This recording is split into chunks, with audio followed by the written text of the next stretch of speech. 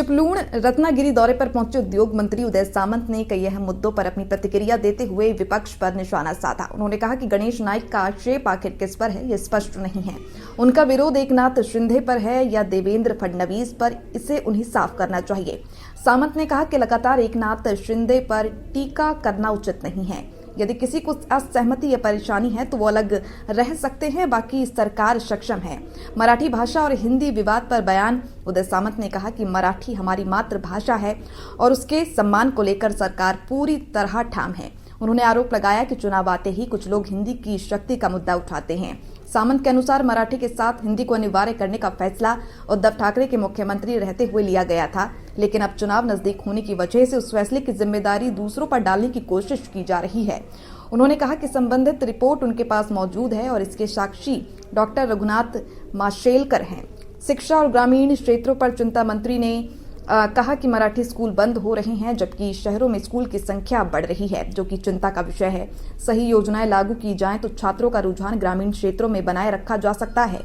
आंबा बागायतदारों को मिलेगा सहारा। उदय सामंत ने बताया कि आंबा बागायतदारों को भारी नुकसान हुआ है। इस मुद्दे पर सरकार से मांग करके उचित मदद और जरूरी उपाय योजनाएं सुनिश्चित करने के लिए प्रयास किए जाएंगे। आणि त्याच्या उद्घाटनाच्या निमित्तानं मी या ठिकाणी आलो होतो। ग्रामीण भागातलं साहित्य काय असतं, कृषीवर आधारित साहित्य काय असतं आणि सहकार विषयक साहित्य काय असतं हे पूर्ण महाराष्ट्राला कळावं म्हणून या साहित्य संमेलनाचं आयोजन केलेलं आहे। खरोखरच हे साहित्य संमेलन जरी आजचं पहिलं असलं तरी आज हे साहित्य संमेलन बघितल्यानंतर प्रत्येक जिल्ह्याच्या ग्रामीण भागामध्ये, मी शहराच्या ठिकाणी असं म्हणत नाही, ग्रामीण भागाच्या ठिकाणी हे साहित्य संमेलन दरवर्षी आता आम्ही करणार आहोत।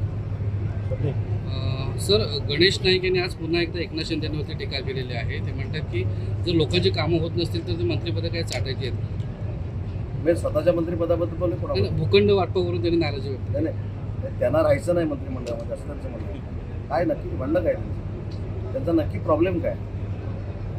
भूखंड वाटप जो आहे नवी मुंबई शहराचा जो मला तुम्ही असा प्रश्न विचारला की असं म्हणाले की कामं जर होत नसतील तर मंत्रिमंडळामध्ये राहून उपयोग काय आहे, असं ते कोणाबद्दल, स्वतःबद्दल बोलले की दुसऱ्याबद्दल? एकनाथ शिंदे साहेबांबद्दल कसं?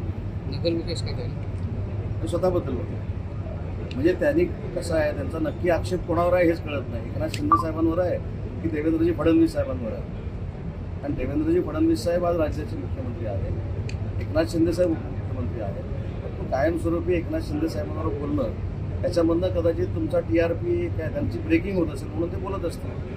आणि एवढीच जर ॲलर्जी असेल तर त्यांनी थांबावं ना, आम्ही कुठं असं म्हणतो। ते आम्हाला सिनियर आहेत, वयानं पण सिनियर आहेत, त्याच्याबद्दल दुमत असलेलं काही कारण नाही, पण त्यांना एवढाच जर त्रास होत असेल तर थांबावं, बाकीचे सक्षम होत नाही।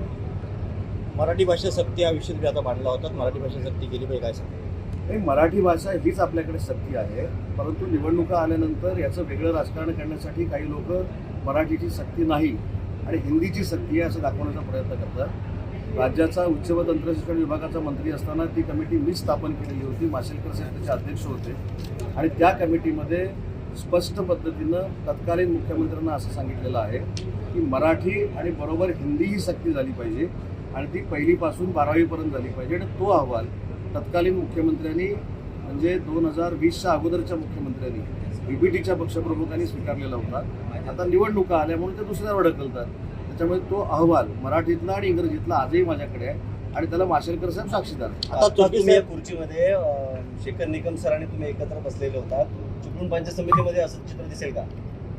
आता काय करायचं, मारामारी करायची काय करायचं? नाही, सभापती पदाचा विषय जो आहे, सभापती पदाचा विषय जो आहे, बाजूला बसले, आम्ही बोललो नाही, बाजूला बसण्याबद्दल आक्षेप नाही।